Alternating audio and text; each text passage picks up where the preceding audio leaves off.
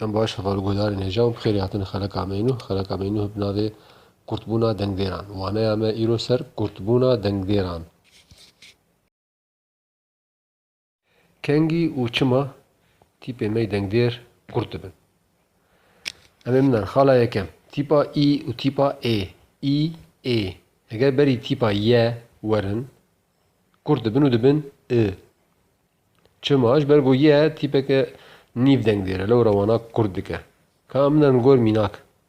Hêvî. Hêvî gotinek bi tîpa î dawî bûye.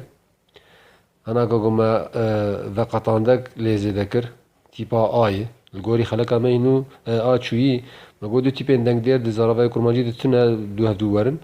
Tîpa siwar ye tê dikevina bera wana de ji bo wana ji hevdû veqetîne.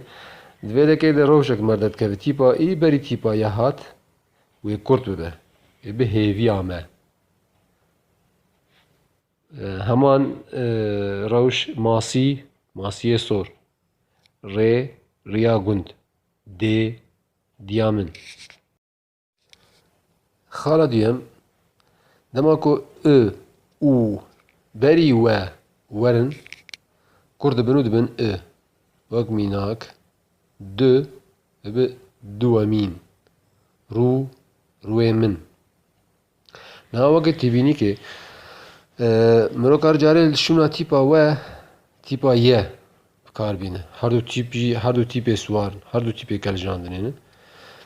Çima em karin şûnayê din? Ji bo ku em koka peyvê biparêzin.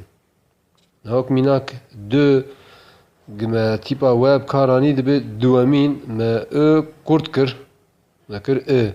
Eger me tîpa siwar anî di vê dekê de ye ji dêvla we, ı pêwîstî nabîne em wê biguherin bikin ı. Du, duyemîn. Rû, rûyê min. Têbînî di dwa, tîpa î û ê eger di peyvekê de bin û tîpa ye di peyva dû de bi, biçare pêwîstî tune ku em van tîpana kurt bikin. Yani ku ji hev cuda bin, her du ne di peyvek heman peyvê de bin, pêwîstî bi kurtbûna wan nîne. Wek van mînaka ev jî hatî ye. Tîpa ye, tîpa î wek xomayî kurt nebûye. Ew pirtûka wê ye. Rewşek dî jî heye pêwîstî bi kurtbûna tîpe dengdêr dibe. Wek dema ku hin navdêrn hene, dema ku dibin lêker, tîpên wanî dirêj kurt dibe. Mînak şewat, şewitîn. Xebat, xebitîn. Bimînin di xêr û xweşî de. Hêviya xeleka Meynû bin. Eger kêmasiyê me hebin bêjin. û zor spas.